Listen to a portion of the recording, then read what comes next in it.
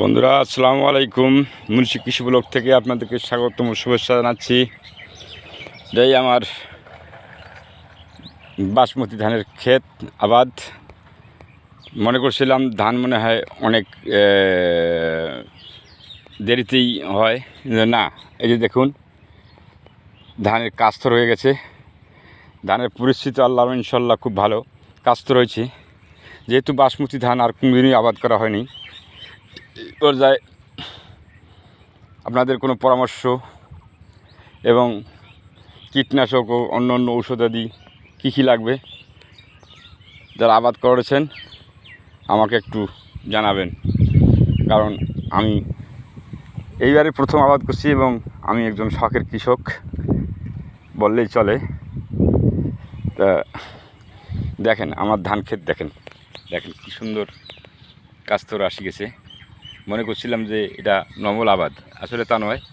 এটা অল্প দিনের স্বল্পকালীন সময়ে এই ধান কৃষকের গলায় ওঠে।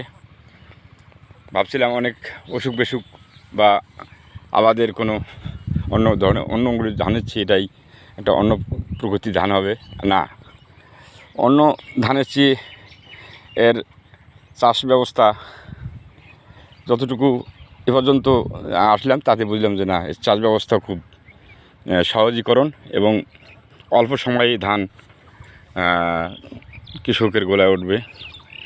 যদিও অনেক দামি চাউল, অনেক দামি ধান,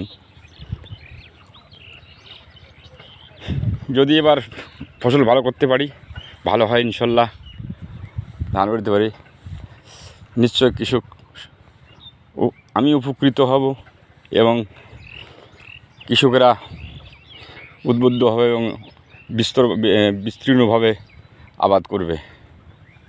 এই জন্য আপনাদের দোয়া কামনা করতেছি এবং সুপরামর্শ কামনা করি। এ বলে শেষ করছি আজকের আমার